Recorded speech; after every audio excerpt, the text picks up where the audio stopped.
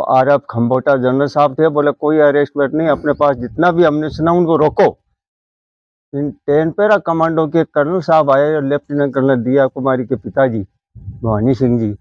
General साहब को हम बाहर रूम में थे, बोले साहब मेरे को आदेश दो और मैं इस सेक्टर को पीछे से कट करूंगा। बोला इनकी सप्लाई वगैरह और जो भी आर्मी लगी है उसको 10 पैरा के साथ में बोला मेरे को ये चाहिए।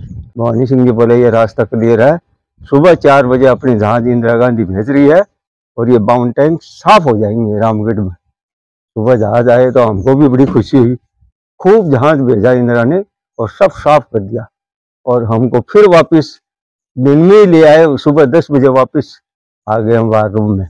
हथियार की बड़ा हथियार था, ना एयर टेक हो और ना को तोप की, ना को टैंक हो, राइफल की लड़ाई। क्योंकि 62 में लड़ाई लगी, 65 में लगी, तो जो सब साधन था उसमें खत्म हो गया तकरीबन, तो राइफल की लड़ाई थी। तो उनकी पाकिस्तान की जो फौज थी वो दो जगह डिवाइड हो गई, बांग्लादेश और पाकिस्तान। हिंदू पाकिस्तान को ये नहीं मालूम था कि बांग्लादेश में हिंदुस्तान की फौज कितनी। वहाँ बांग्लादेश की फौज 1,15,000 थी जब लड़ाई हुई, और हिंदुस्तान की फौज थी उस टाइम 5 लाख। 50% फौज वहाँ थी हिंदुस्तान की, 50% यहाँ लाट थी। तो उसको मालूम नहीं था पाकिस्तान को कि अब हिंदुस्तान की फौज यहाँ भी है। तो उन्होंने 3 तारीख को शाम को 5:30 बजे 3 दिसंबर को राजस्थान के हवाई अड्डे के ऊपर फायर किया। उस टाइम लड़ाई हो गई, तो फिर हिंदुस्तान ने वहाँ उनको ऊपर अटैक कर दिया। उनको मालूम नहीं था इस तरह है, लेकिन अटैक करने के बाद में वो विड्रॉल होते गए, अम्यूनिशन खत्म होता गया और हिंदुस्तान उनके ऊपर अटैक कर दिया, लाहौर तक पहुँच गए। उसके बाद 16 तारीख को वो विराम युद्ध हो गया। 12 ड्यूम में था, टर्न आउट से करीबन 3 किलोमीटर वेस्ट में। तो हमारे आगे 23 पंजाब की रेजिमेंट लगी हुई थी, एक कंपनी। तो वहाँ से पाकिस्तान के, मैं बाहर रूम में रहता था, सर्वे और 2-4 लैंग्वेज चाइनीज और भूटानीज कारगिल कश्मीरी लैंग्वेज कोर्स किया हुआ था। तो जनरल साहब हमेशा साथ में रखते थे और सर्वे मैप के रीडिंग के भी हम माहिर थे। तो हम एक्यूरेट जगह और पोजीशन, डिग्री, डिस्टेंस सब उनको सही बताते थे और वहीं पर घोड़ा घेरते थे। लेकिन उस दिन क्या हुआ, वो टैंक ज़्यादा आ गए और रामगढ़ में आकर के बोला कि अनाउंस हो गया कि आप अरेस्ट हो गए। तो आरएफ खंबोटा जनरल साहब थे, बोले कोई अरेस्ट वेट नहीं, अपने पास जितना भी अम्यूनिशन है उनको रोको।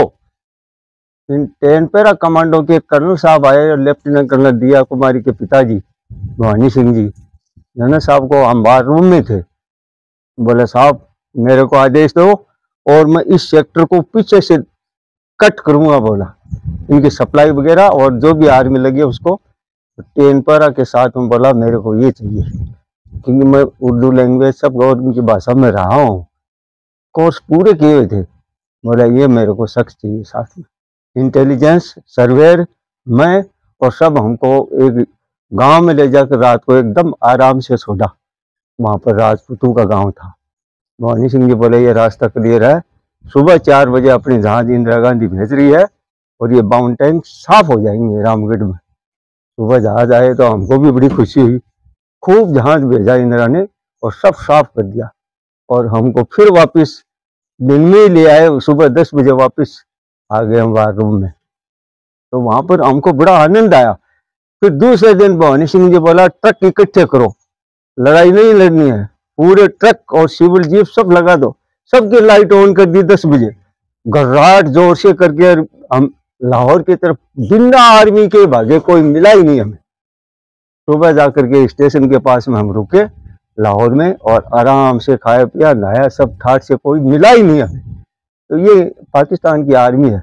मैं बोलता हूँ कुछ नहीं है, वो हमें डर ही है, बिना मतलब का डर हो रहा है।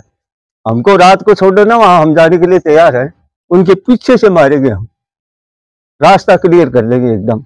हमको छोड़ो, मैं पर हम गया हूँ, मेरे को बहुत खुशी होती है कि हम जाकर के गुरिल्ला वार लड़ेंगे उनके साथ। 89 में मेरे को जयकलाई सेंटर दिया गया, बोले आप जाओ वहां पर, आपका कोर्स किया हुआ है। तो मैं गाड़ी कमांडर होकर के जाता था।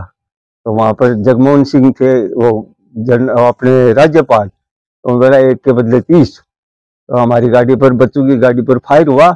मैं बोला फायर खोलो, यूपी के जवान थे मेरे पास में, उन्होंने अंधाधुंध फायर 10 बजे खोल दिया। रात को काम करते थे हम, बोला ये दिन गालेंगे अपने को, पहले ही खत्म करो इनको। बोला ये निर्दयी, तो मैं इनका बाप निर्दयी हूँ। जवान जवान पकड़ के लाते थे रात को। हम रात भर दौड़ते, सुबह जाकर आराम से पूछे, कोई आदमी मिली ही नहीं वहां पर, सामने साफ था एकदम। तो वो क्या है, कुछ भी नहीं है वो। लाहौर में जब तिरंगा फहराया था, हाँ, क्या दिल में बड़ी खुशी हुई और हम तो छोड़ना नहीं चाहते थे, लेकिन ये देखो वो राजनीति है। और हाँ, छुड़वा दिया।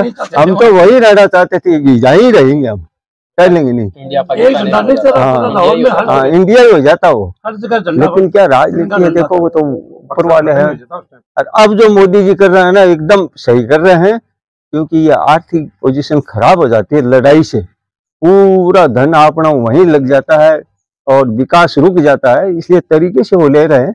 और ये जो प्रतिबंध जो लगा रहे हैं ना, बढ़िया काम कर रहे हैं। इससे तो दुश्मन मरेगा, वो भूख मरेगा, वो भूखे करना।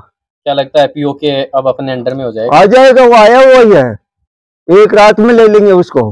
ये यहाँ फौजी आदमी को भेज दो, हम ही लोग ले लेंगे खाले को, इनकी जरूरत ही नहीं आगे वालों को।